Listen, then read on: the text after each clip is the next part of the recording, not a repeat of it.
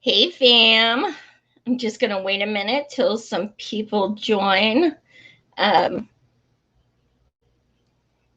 this is very exciting because it's my new channel. Dun dun dun.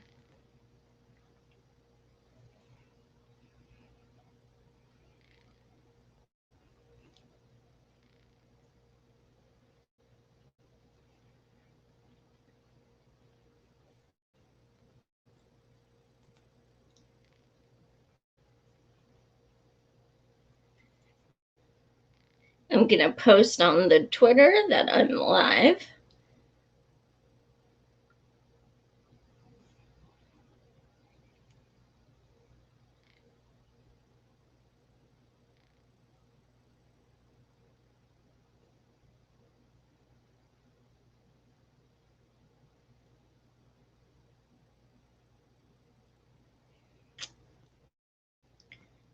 Okay.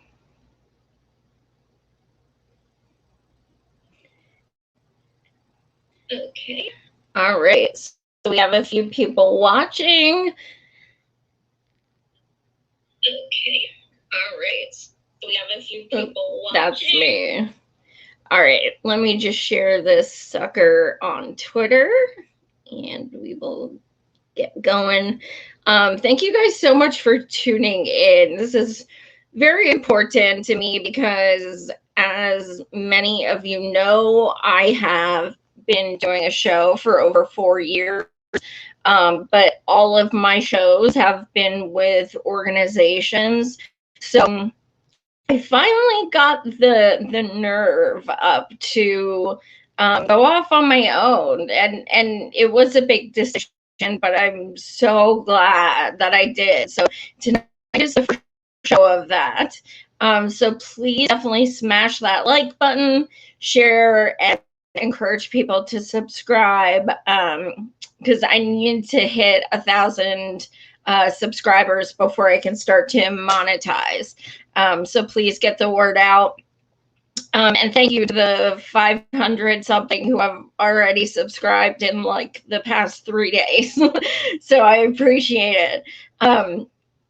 So tonight, a lot of you guys who have watched my shows know that when I do this week's news, it's very difficult for me because, of course, I'm mostly blind and playing videos and scrolling through Twitter feeds and stuff. It's incredibly difficult for me, as you know. So I reached out to my buddy Andy, who is on Hair of the Dog, who you definitely need to subscribe to. Him and Carrie Barber do actual journalism, believe it or not. It's not just like everybody doesn't just do like live stream clickbait about infighting and shit. Like they actually get to the bottom of things and offer suggestions, and they do great work. So please subscribe to Hair of the Dog. But in any case, Andy is helping me on the back end tonight to help me navigate so that I can concentrate on just discussing what is going to be shown. So thank you so much, Andy. So if you want to put up the first slide.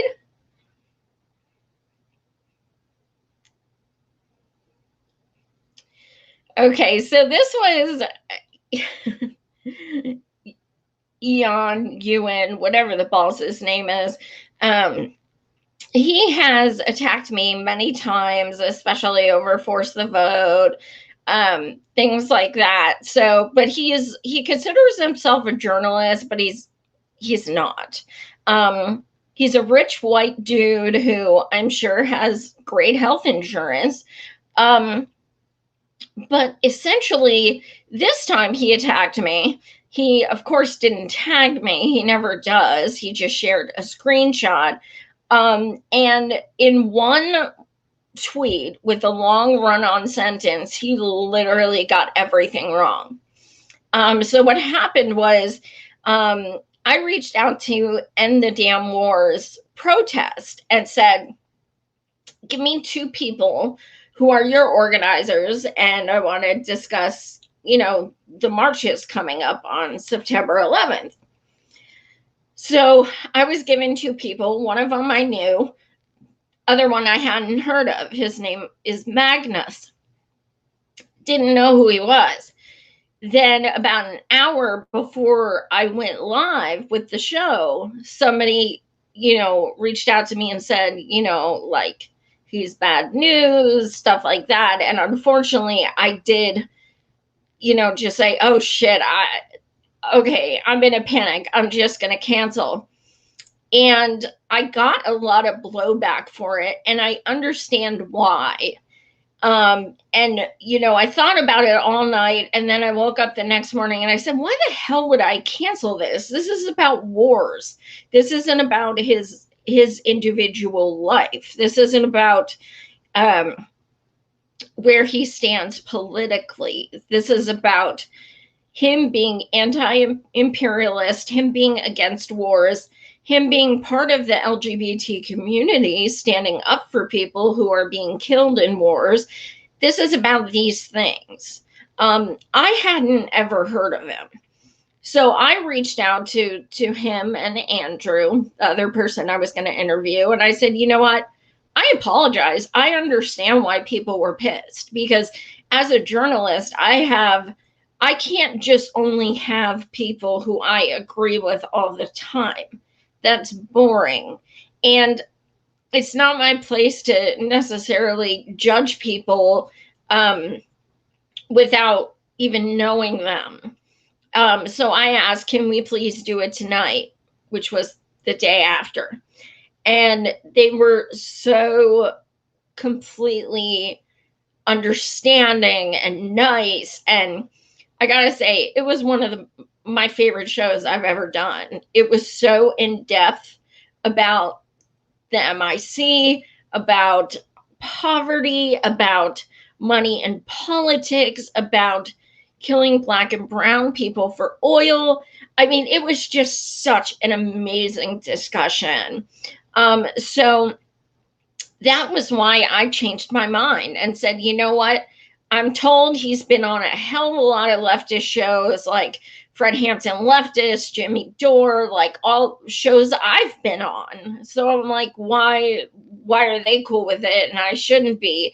So I just did it, and I'm so glad I did, because they both were incredible and they're both doing great work. Well, Ian, or whatever the fuck his name is, decided to just make a complete and utter bullshit. I'm not the founder of Medicare for All, M4M for All, and I never said I was. Second of all, he said he's talking about it like I'm making an appearance. It's my own fucking show. Like, it's literally my own show. So he's making no kind of sense. He has put down every single Medicare for All activist ever. He is pathetic, privileged. I have challenged him to a debate countless times. He will not debate me, because as a disabled woman, he doesn't fucking want to, because I will rip him a new fucking asshole. I really hope one day he and fucking what the hell's her name? Emma, I can't think of her name. She's on with Sam Cedar. I've challenged her to a debate a bunch of times too. She doesn't fucking neither one of them, and I usually tag them together, and I usually not just make posts, but I actually put it in their posts in the comment section, so I know they're getting notifications, and they'll get shared tons of times. Like, they'll never debate me, but I would love to, genuinely. So yeah, this is just another garbage thing stated by a rich white dude who has no idea what he's talking about, and who uses those very few characters to lie about everything. the problem with posts like these, even though they're completely absurd and not accurate, is that, of course, when somebody does this and they have a blue check, they're automatically given credence. So, of course, what are people doing? Now they're coming at me and attacking me. Now they're saying these M for M for all people aren't serious. They're garbage. They're this. They're that. Why? Because of this tweet. So not only, it's not just an attack on me. Furthermore, as some of you guys know, I resigned from M4M for All 3 weeks ago. So the fact that he's taking, that's another thing he left out. I am no longer with that group. We are on very good terms. I still help them in some aspects, but I've resigned from a lead national position. So he is only hurting the movement, hurting activists. He doesn't care. He does this to literally everyone. It's not just me.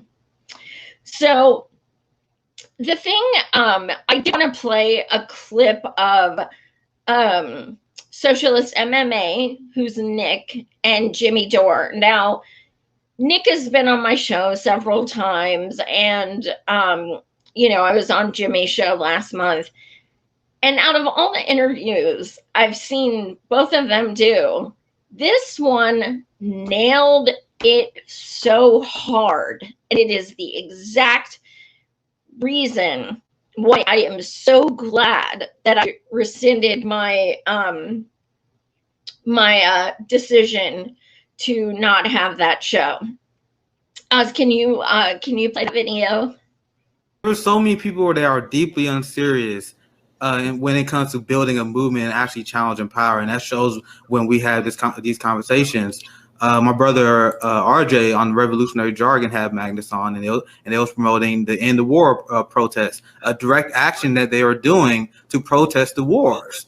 So this is the stuff that we have to do to go against our national security state, the corporate oligarchy that we are fighting. This is how we win. Now, I call these people deeply unserious because I discuss this issue so many times. I break down why they are so wrong on this issue and why they're not even really thinking about it.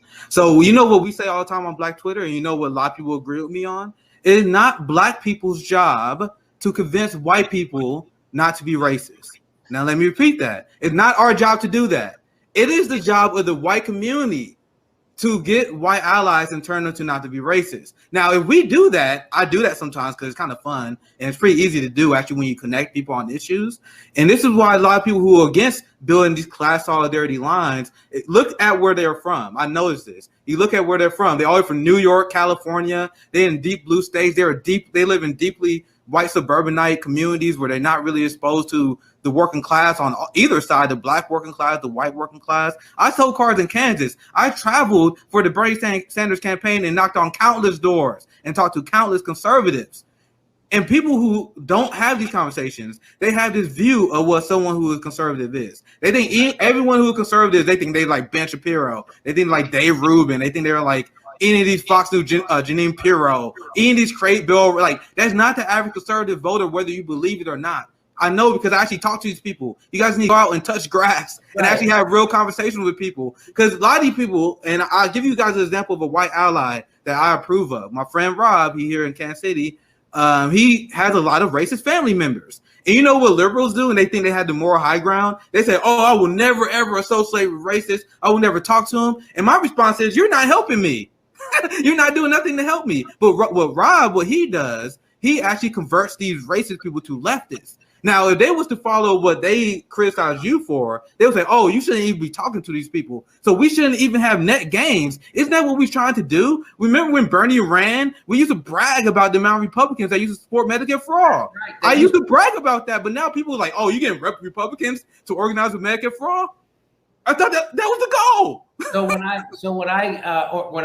went out and marched and gave a speech for Medicare for all, I was advocating for Medicare for all, not just for Democrats, not just for progressives, not just for environmentalists or lefties. I was advocating Medicare for all. That means Trump voters. That means right wingers. That means gun nuts. That means crazy racists like Joe Biden. Even people like that, I think, should have Medicare for all. Even crazy authoritarians like Kamala Harris, I think, should have Medicare for all. I think crazy right-wing murderous warmongers like Barack Obama should have Medicare for all. I think everybody should have Medicare for all, just not people we like. I'm advocating for Medicare for all. And that's why it's important when you organize something like that, you get people who aren't in the same political lane that you are, because that shows the wide support, and that's what scares the shit out of them. If you get a bunch of Greens or a bunch of lefties or a bunch of progressives screaming,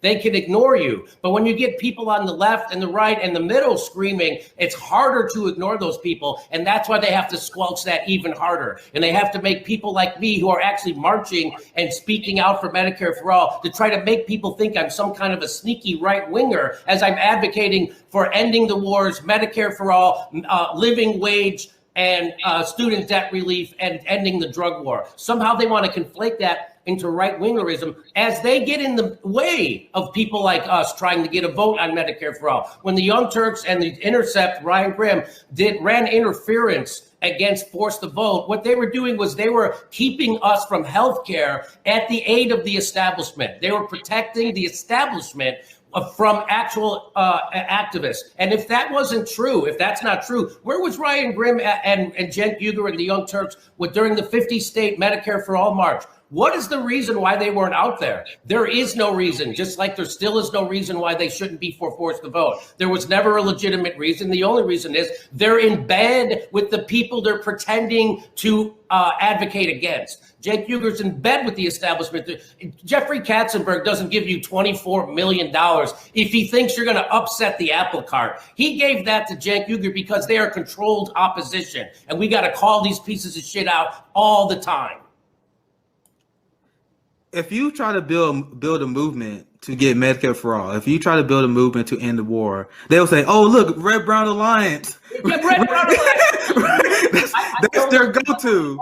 Those people saying Red Brown Alliance, why didn't you show up at the Medicare for All march and fucking interview some of those people and tell them how they're propping up a Red Brown Alliance as they don't have fucking health care? Why don't you do that and see how fast it is that you get the fucking ass handed to you? Because they'll never do that. They're just a bunch of fucking cul-de-sac babies whose corporate lawyer parents put them through Ivy League schools, and if they ever got near a worker, a worker would punch them in the fucking face. These people hate the people they claim they advocate for. They don't even want to talk to them. They don't want to be seen with them. That was the mindset. They didn't want to be seen with the Medicare for All activists because the squad and the progressive boutique managerial left, they see us as deplorables. They don't want to be so like you hate the people you claim you fight for. And people understand why I'm part of the proletariat that you don't want to be seen. I'm not college educated. So this goes on, and I mean, like, honestly, just watch the whole thing, and it was so good. And I mean, seriously, I hate to even stop it. But Nick nailed it. Like, why are we catering to people who supposedly agree with us? Why not try and convince others? The three best moments of Bernie's campaign, well, besides the birdie landing on him, was we went on Joe Rogan. That was the best interview he's ever freaking done, and converted so many conservatives. Just reading through those comments was incredible. And the 2 town halls on Fox News. All 3 of those things are why so many conservatives went to Bernie. Because it was about them needing health care, them being poor, them needing a minimum wage increase. That's how you get votes. That's how class solidarity happens. You talk to people who you have shit in common with. When you campaign in states that are open primary, like I have, you talk to conservatives, you talk to libertarian, you talk to green, you talk to anti-political people, you talk to everyone. And if you do your job right and you talk to them about things, you say to them first, what is important to you? What is the number one thing that's of most importance to you. And I guarantee you, number one is always healthcare. Number two is jobs. It doesn't matter party lines. I'm telling you, as someone who has been on the ground. So whether someone's a conservative or not, do we not say Medicare for all, meaning every person in this country, black, white, young, old, I don't care, all, meaning it is violent to leave people with medical bills. It is violent to have them dying because they cannot pay to go to a doctor. This is all. That is what all means. There is no asterisk. And Nick nailed it.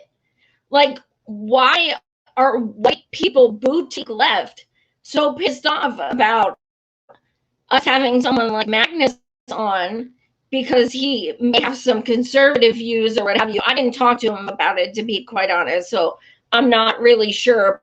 But I do know one thing. He's against the war, and he is intelligent as fuck.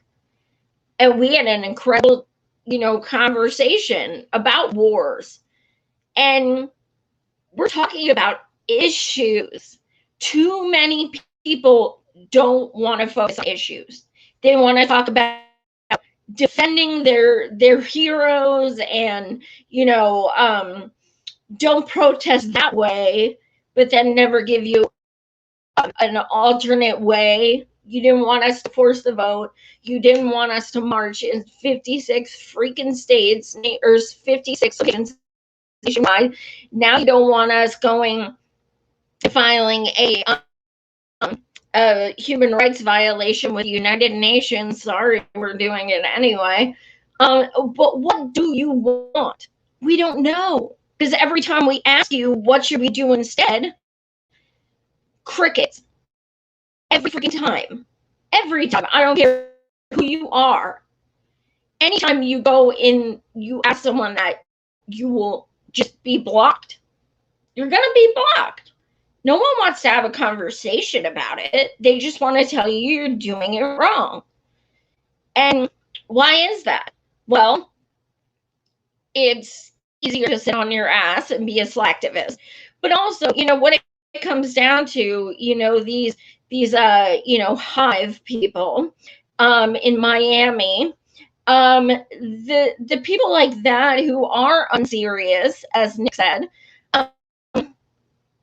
what it comes down to is that it looks really, really bad for them as sycophants, that they're heroes, that we had 56 locations nationwide, and one of their heroes ended up speaking at any of them.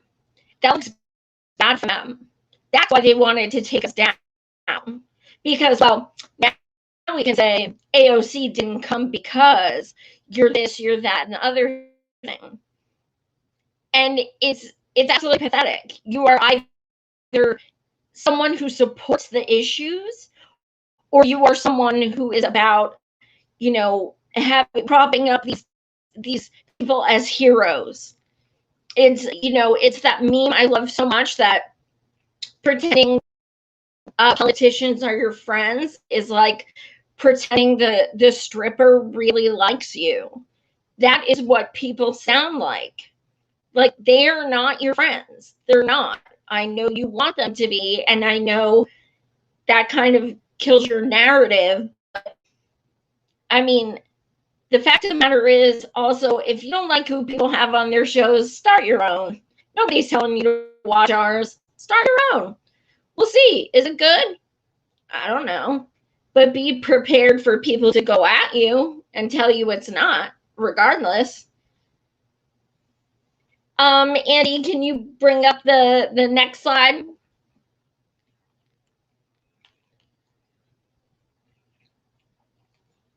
Okay, so when Bernie was trending, Bernie was trending, of course, because when the Texas ruling went over, like, about the abortion and Roe v. Wade, that decision, RBG was trending, Bernie Sanders was trending, And people were attacking Bernie just like it was 2016 all over again.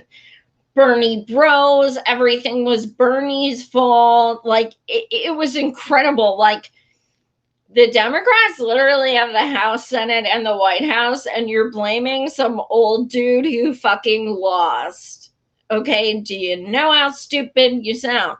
So I wrote this to be facetious. Now, I have 21,000 followers. If you follow me, you should know damn right well this is sarcasm. First of all, I have a picture with Bernie on my page immediately at the top. My pin post is a picture with me and Nina.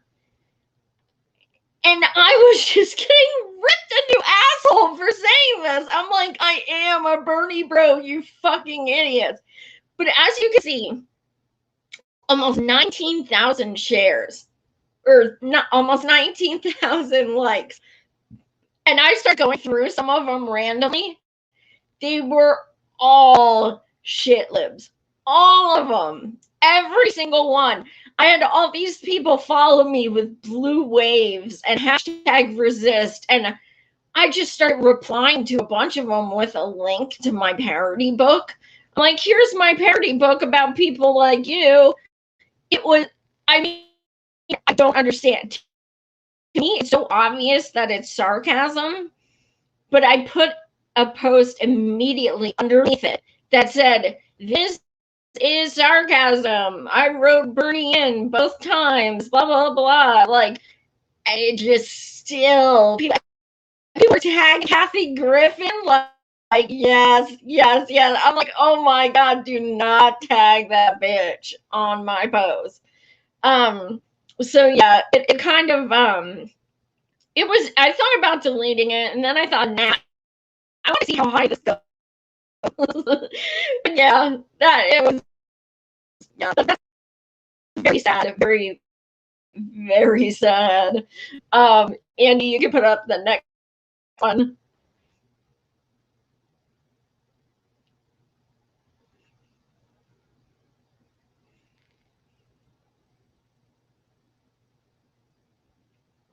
Oh, so a lot of people like to yes queen RBG. When I think of her, I actually think about two things. The way that she has treated Native Americans since day one, and the people at Apple, and B, her racist comments about Colin Kaepernick. So if anyone watching, wants to praise the notorious RBG, please look into that. She's not a hero at all. Furthermore, people want to blame what's going on excuse me, but let's keep it real. RBG had health failing back in 2016, even before then, and she's getting up in age. Now, people were asking her to retire under Obama. She did not. And what she did was, her hubris kept her going, because she said, I want to retire when there's a woman president. Well, we didn't get a woman president. And she thought, well, I'm still going to stick it out for these 4 years, and then we'll get a woman president in 2020. That didn't happen either. So if you want to blame someone, blame her, because she could have done the selfless thing and dropped down when Obama was in office. Not that I think he would have picked someone great, because we all know. But she could have done that. That would have been the responsible thing to do. But she had too much hubris and self-importance to decide to do that. She thought it was such a sure thing that Queen Hillary was going to win. She didn't. Everyone else got fucked. End of story. That's reality. Reality bites. Tough shit. You can put up the next one.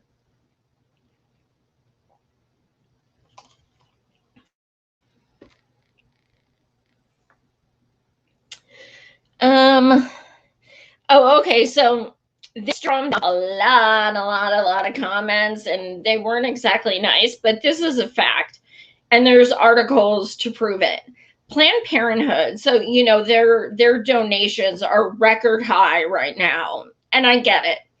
They have done incredible work for years, especially with women and teenagers and everything. I get it. I have donated to them many times. I've supported them. But something I learned a few years ago stopped me from donating to them and promoting them. And that is the fact that they have come out against Medicare for All. Now, that's an obvious reason why. Planned Parenthood would not need to exist with Medicare for All. I get it. I totally get it. We want our organization to stay around. I get it. The problem is when women are dying, Black women especially, are dying more than any other person in our country, and they're not all dying from child labor, for venereal disease, for pregnancy issues, for things that Planned Parenthood is centered around. Medicare for All would save millions more women, millions, every single year. And that includes, what about all the women with cancer? I mean, like, you're talking millions of women who would have free health care for things that Planned Parenthood does not do. That's why the fact that they are against something that would monumentally help women way more is not okay with me. It's very selfish to say, well, I want our organization to survive, so I am going to come out against something that is going to save even more women. Furthermore, when you look that up, you can also look up how they're union busters, because they are. Andy, you can go to the next one.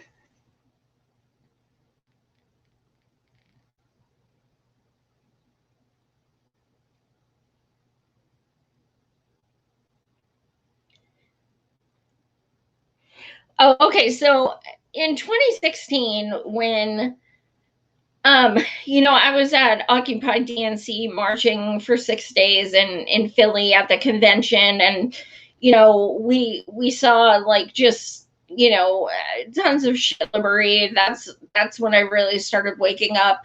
And when Trump won, it was all about the Electoral College. She got more votes. Electoral College. Everything was Electoral College. Did you see any shitlibs doing a damn thing to get rid of the Electoral College? No. So now the thing is, obviously about the Texas decision in the Supreme Court.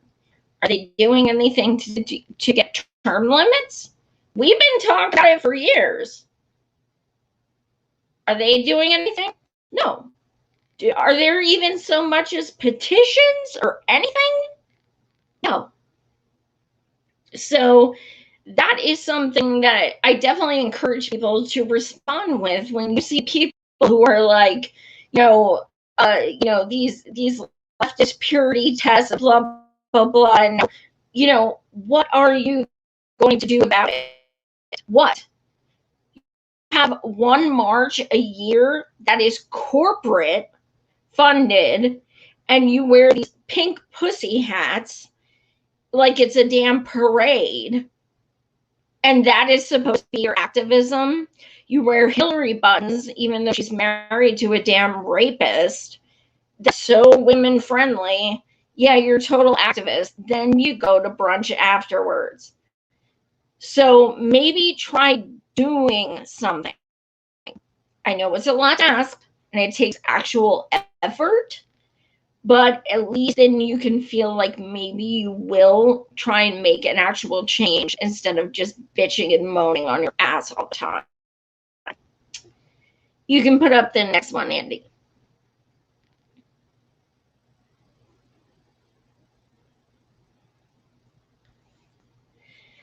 All right.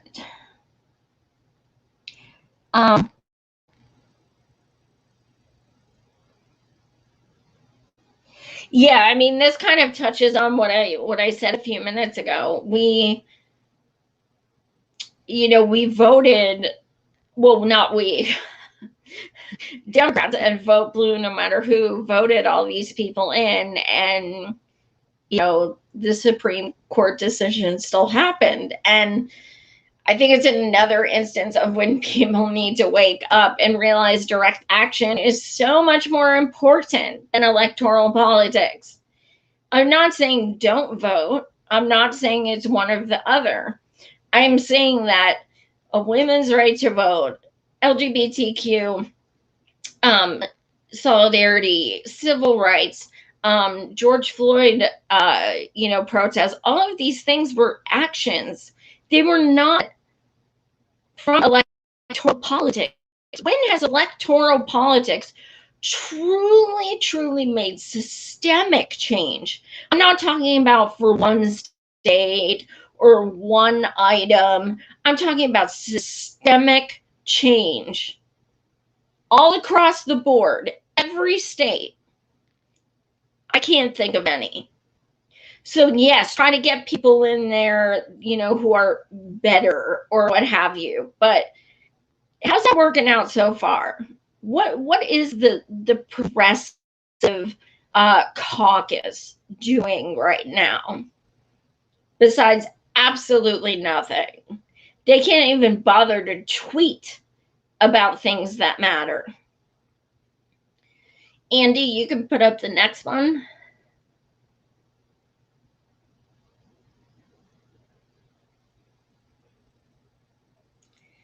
What is this? Oh, right. So a lot of people, and non-voting felons, my comrade. So this isn't a diss on him. I just wanted to. A lot of people are posting that they have like remorse and regret for voting for Biden. And quite honestly, all I can think of is you knew what you were doing. And I'm not shaming anyone and saying you shouldn't have done this or blah, blah, blah. It's your vote. I'm not telling anybody what to do, because don't tell me either. But you all knew what you were voting for. All of you. Dude has a 40-year history. He did not dupe anybody. He did not surprise anybody. You knew who you were voting for. So if you have regret right now, it doesn't mean shit. Like, honestly, if I voted for him, I'd regret it too. But it doesn't mean anything. The vote has already happened. People were in a hostage situation. They were like, okay, if I don't vote, we'll get Trump again. If I do vote, we get another shit person. And a lot of people, millions of people sucked it up and vote for Biden. But I'll say it again, you knew what you were voting for. Buyer's remorse means nothing. What you need to do is take that buyer's remorse and now try to make it right. Now tell him what he needs to do. Now demand what he needs to do. Tell him, I voted for you. You need to do this. I am a constituent. You need to do that. Tell him. You can't just be like, oh, he's doing this, he's doing that. You knew he was going to. He did not dupe you. So people really need to step it up and tell him to, basically go fuck himself. A lot more people need to, basically take action And that came out really bad. I don't mean take action in that respect. But I was doing an interview earlier today, and on a new podcast, and the gentleman said to me that he went to DC on January 20th to protest Biden. And no, he's not a Trump supporter. And there were like 5 people. That's a problem. That is an absolute problem. It showed that even people who were, you know, in the streets before were leaving. It's so easy to just be like, oh, it's all better now. Even if you don't believe it, it'd be easier. And yeah, I go through the point where I'm like, I would give anything for just 24 hours of not knowing shit I know. Just 24 hours of doing something mindless. But you can't unknow shit. Andy, you can put up the next one.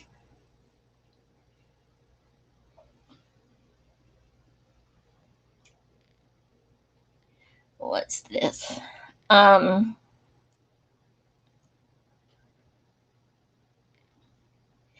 Oh, so I was thinking about this the other day, and it's nothing like earth-shattering or like this huge, you know, epiphany, but we have a president who literally said, don't vote for me, to countless people, to anyone asking about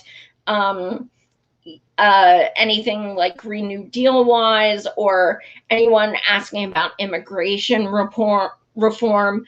And he said, if you believe Tara Reade, don't vote for me. I wouldn't. He gave reasons left and right. I mean, if you don't vote for me, you ain't black. So he continuously told people not to vote for him. So we have him as president. And as vice president, we have someone who literally had to close all of her campaign offices from lack of people showing up and caring. And she dropped out before a single vote was even cast. And yet she's VP. Oh, and she insinuated the president was a racist in the debates.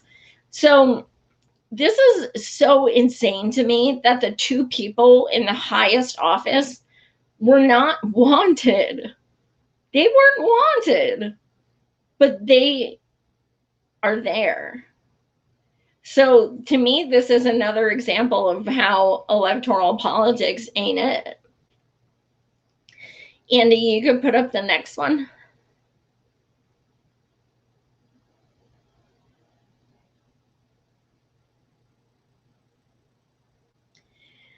Oh, so on Labor Day, Rihanna was trending. I didn't look at why, because I really don't give a shit. But it was at the same time when millions of people were losing their unemployment benefits. And it's very Americana to just be like, yay, this new music video or whatever it was about, when millions of people are literally losing their homes, are starving, are now losing their unemployment benefits, and things that are so obsolete are trending. And how fucked up is it to get rid of unemployment benefits on Labor Day? That is the biggest fuck you to people. That is so incredibly disgusting. Andy, you can put up the next one.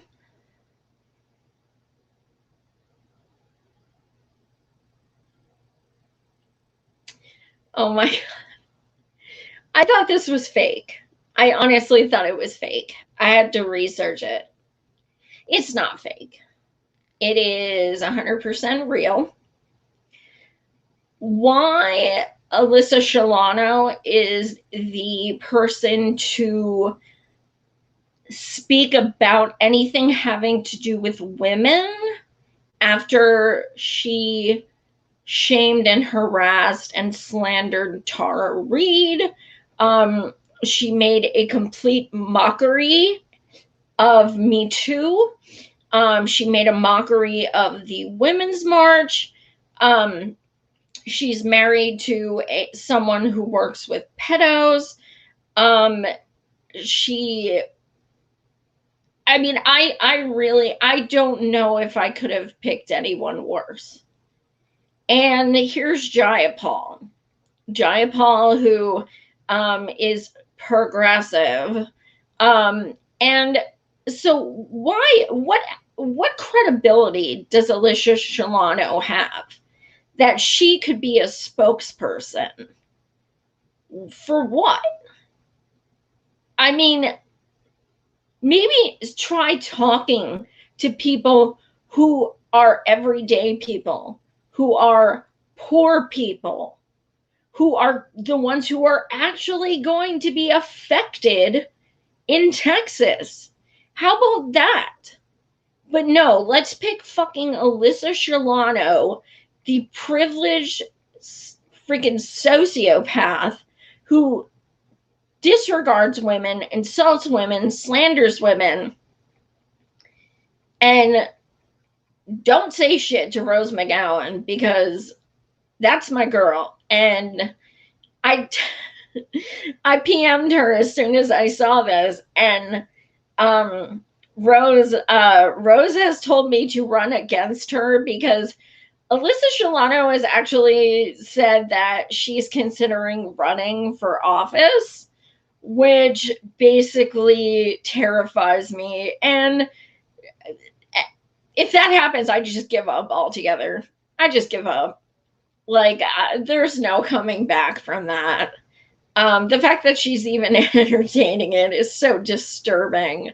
But yeah, this was real. No, I did not watch it. I don't even want to watch a moment of it. I will be sick. Yeah, repulsive. Andy, do you want to bring up the next one?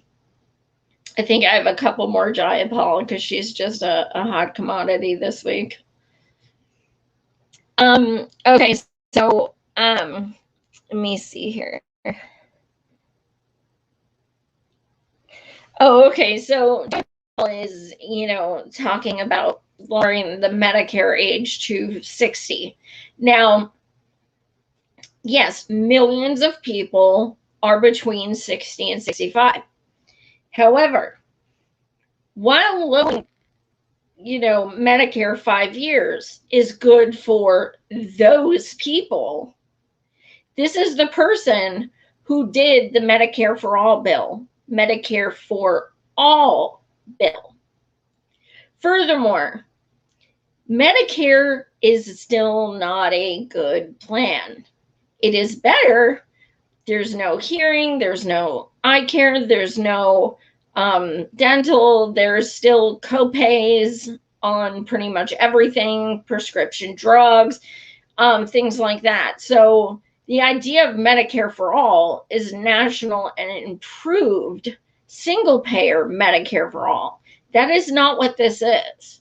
So this is breadcrumbs. This is absolutely breadcrumbs. Furthermore, even Hillary Clinton, Miss, all you guys want is ponies, Republican Hillary Clinton, even said it should be dropped to 55. So these left progressives are to the right of Hillary Clinton. This is insane. This is bad.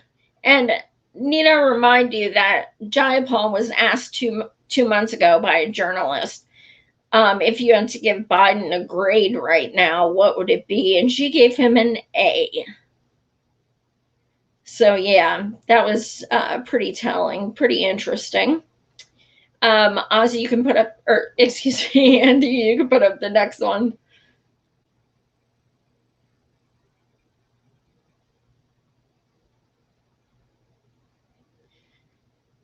Oh, okay. So this was me calling out Pramila, essentially. Not that I think she'll see it, but I do believe that steps like this will absolutely set us back.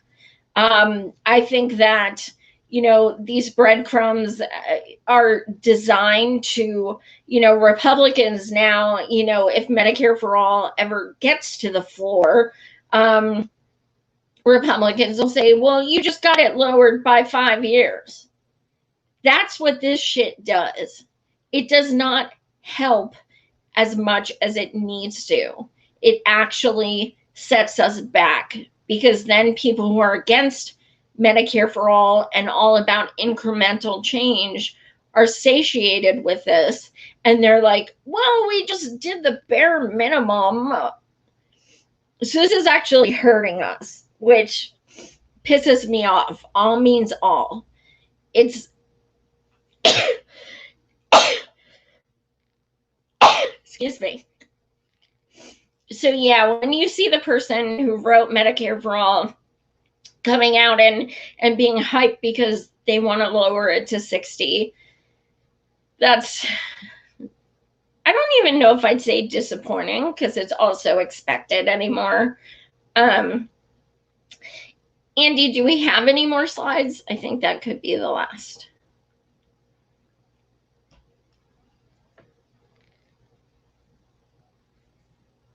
Oh, how'd I forget this? I flipped it around so you guys could see it. AOC in the car. I'm not gonna lie, I can't listen to her. That it's like a little Easter egg. Like I can't. So this was a video about the recall of Gavin Newsom, and I listened to like a minute of it, and I freaking can't. So anyway, if you look at her hat, abolish ICE. Gavin Newsom does not believe in abolish ICE. So maybe don't wear that hat when you're talking about him and praising him as being such an amazing person. Also, your dude Joe Biden, who you praise all the time, has actually expanded ICE, has actually expanded police, still has kids in cages, has deported more people than Trump, and is still responsible for how many people, how many undocumented people going through hell right now because they're trying to hide from ICE, things like that. But you're gonna virtue signal with a hat? Fuck your hat. Fuck your hat. Who gives a shit? It's just like you used to wear the Medicare for All mask. Cool. Where were you? Why haven't you tweeted those words in over 7 months? Like the bare minimum. You can't even do. You have 12 million followers, and you can't even do the bare minimum. If she did a hashtag abolish ICE today, it would trend. Period. It would trend. She has the pop star, ability. People think of her as a pop star. She's not. She's a politician, but people see her as a pop star. That being said, she could use that leverage to get people talking about these things. She doesn't. So this hat set a lot of people off, and I completely agree. Because wearing this hat means nothing. What are you doing legislatively about abolish ICE? Didn't you just vote for a budget increase? Yeah, you did. It's online. It's public record. You just voted to increase the budget. This is the problem. People don't know these things, and they don't research these things. So they're like, oh, yes, Queen, abolish ICE. Oh, my God, yeah. But meanwhile, like, what are they fucking doing about it? Nothing. Because even when they have a chance to abstain or vote against something, they don't. So, I mean, it's our job as leftists or as independents or as compassionate people, as people with empathy, to actually research things like this. When you see people praising meaningless gestures like this, look into it. Look in. When's the last time she typed abolish ICE? I'll give you a hint. She was running the first time. That was 3 years ago. But she knows stuff like that works. It works. So just do your due diligence, look up these things, look into, educate yourselves as to, why are you guys celebrating this? Because they just need to be called out more. The sycophants are just getting worse and worse every day. Andy, do I have any more, or I think that's it?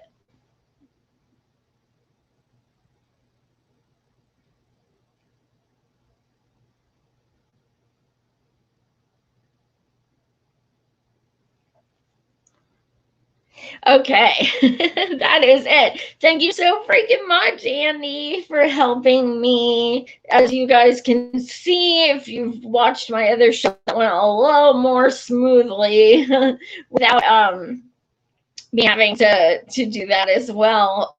Again, please subscribe to this channel.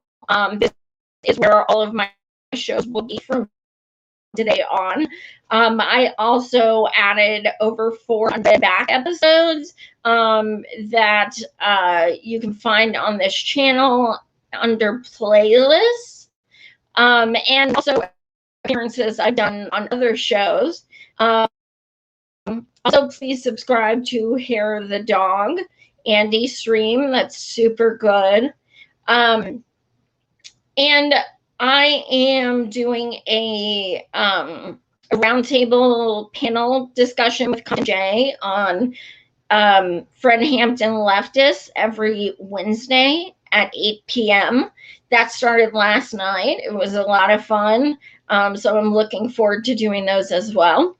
I have a couple guests coming up who I'm super excited about, but I will tell you guys once the date and time is solidified. Oh, and for any Los Angeles, California viewers, I will be flying out to LA from Pennsylvania October 20th. And Pat, my co-author, will be flying out from Sacramento, and we are planning on doing a book signing, and also having some comedians and musicians and stuff like that, and just looking at like a big leftist meet and greet thing with basically just food, drinks, hanging out, as well as book signing. So I would love to see you guys. Stay tuned on my Twitter. We're still hitting up places to see where, who's going to let us do it. And but you can find me at Savage Joy Marie 1. But thanks so much for tuning in, and much love.